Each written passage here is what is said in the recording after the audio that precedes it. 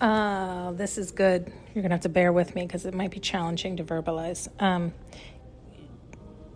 The way I've experienced it and the way I understand it, it's like you really do have to meet yourself, or you have to go to that depth where you uncover all the lies and ties. You have to fully love and accept yourself, all parts of yourself, it's like reemerge with unconditional love.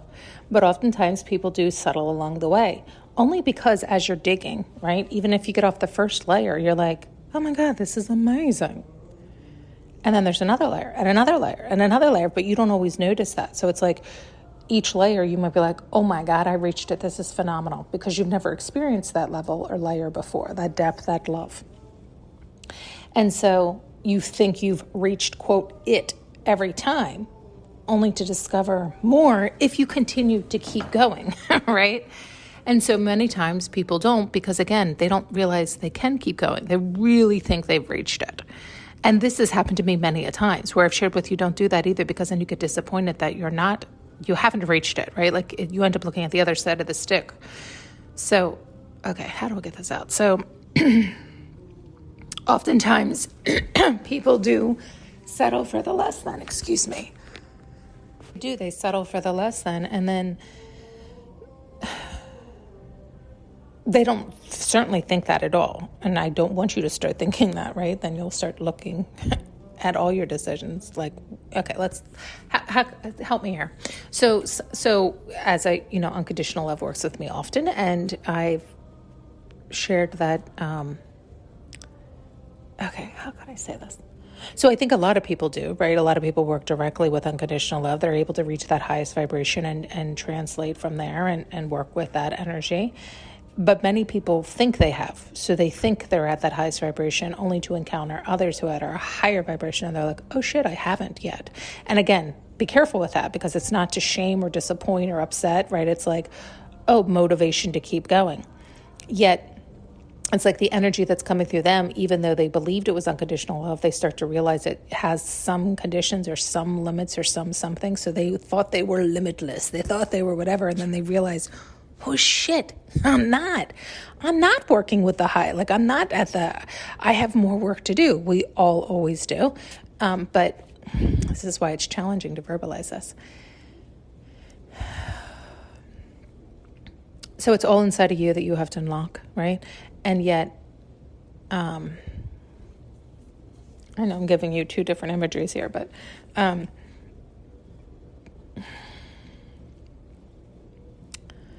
let's just do this flatly. Like a lot of times it'll say, you abandoned me in the Bible, or it talks about how, because it's like God saying he made a covenant with somebody. So we can say it like I'm talking now, how God will work with me directly. So we have this covenant.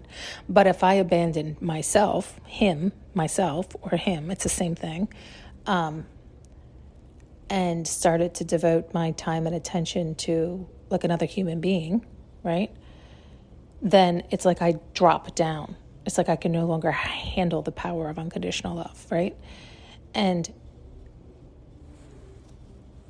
I just thought it was really interesting how they showed it and said it, because it's not exactly that. It's like I can be with many people. That's irrelevant. It's if I start to love them more than I love me, which means I love them more than I love him. No go. It's a no go.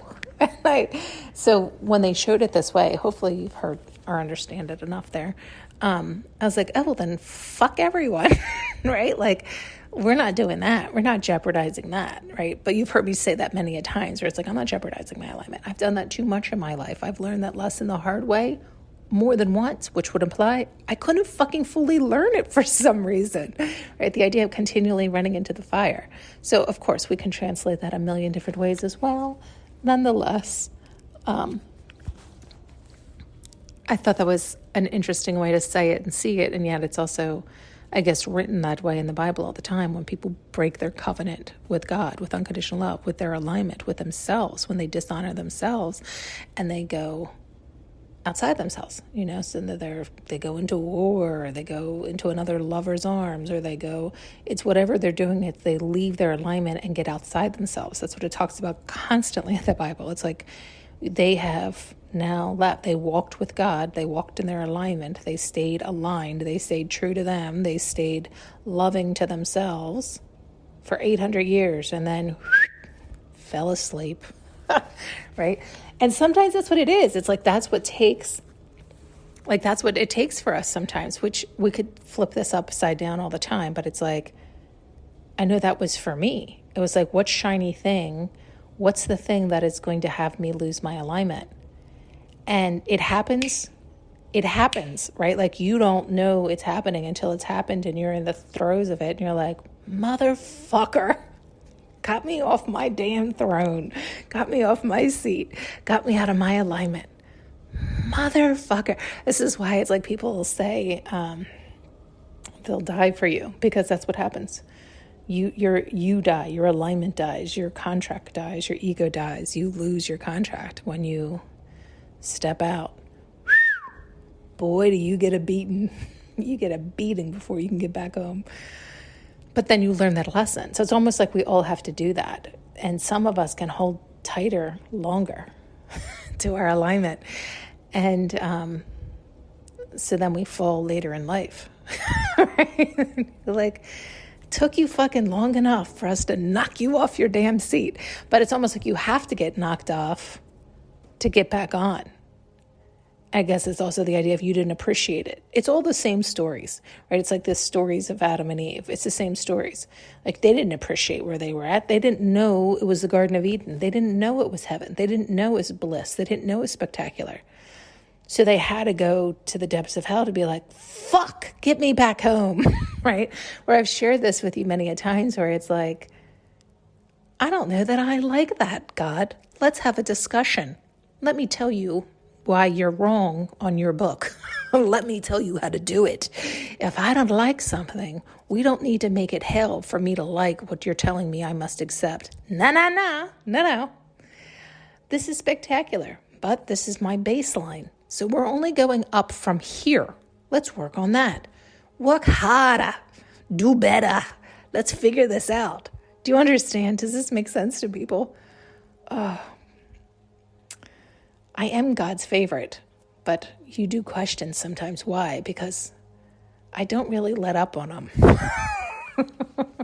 But I promise you, he doesn't let up on me either. Thanks so much for tuning in and listening. You can now purchase an audio journey with me using the link below.